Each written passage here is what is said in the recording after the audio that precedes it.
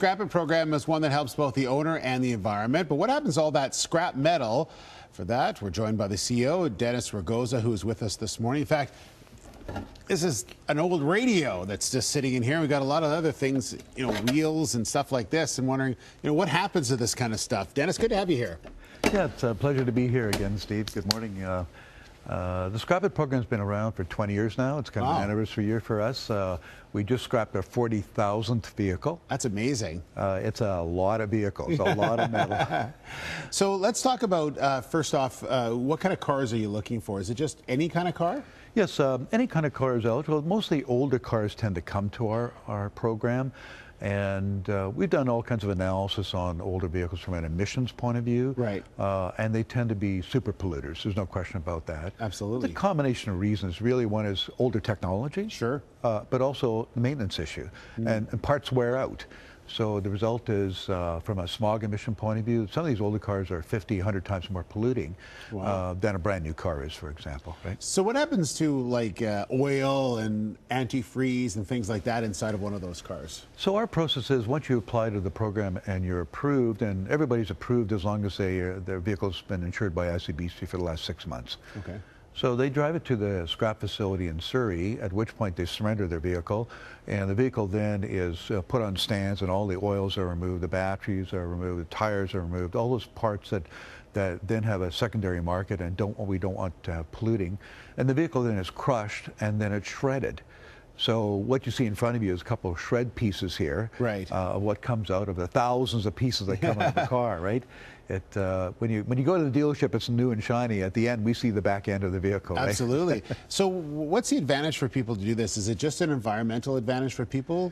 Well, certainly, I think that if you look at it from the point of view of emissions that a household might contribute, really, within, let's say, the greater Vancouver area, about 25% of a homeowner's emissions relate to the vehicle. Wow. And if you can reduce that by getting a different vehicle or an electric vehicle, then you can make a major contribution. Like, we all have to put shoulder to the wheel on climate change. Right. This is one way of doing that. Right? Yeah.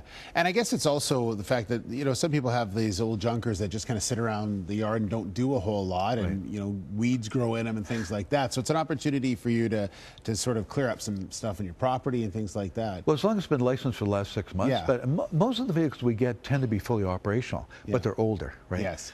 And people decide, no, it's time to do the right thing. And it's quite amazing the number of people have said to us, we believe it was time to do the right thing to get rid of it, right? Yes. And they come to us and just surrender their vehicle. So what happens after these cars are shredded? Where does the metal go? What happens to that afterwards? Well, it enters the scrap steel supply system, and from where we are in North America, a lot of the metals are exported to steel mills in Asia, right, as a principal market.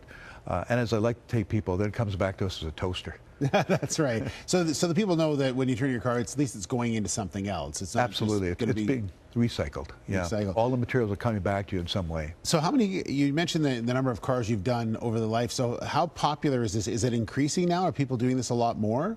Or would you like to see people do a lot more of it? Absolutely, and I think one of the dimensions of this in the climate change plan that the province has announced, there is going to be additional financial support for Scrap It coming through that program. Excellent. And we're hoping that will result in increased level incentives, and people respond to incentives, right? Yeah. So you're hoping that maybe they get a discount on, whether it's a new car, insurance, or something like that, or $100 or whatever it is. At least they feel they get something in and dropping their car off. Absolutely. Well, we give them cash of $200. And also, it's a surprising number of people who don't go car to car, as we call it, but actually surrender the vehicle to our program and, for example, go to a car share program, because we offer incentives for car share, or bikes as well, right? And of course, transit passes. So there's a lot of incentives out there, and the program's proved to be very popular. So how do people get involved if they have, again, it has to be insured the last 6 months with ICBC, so how do they get involved?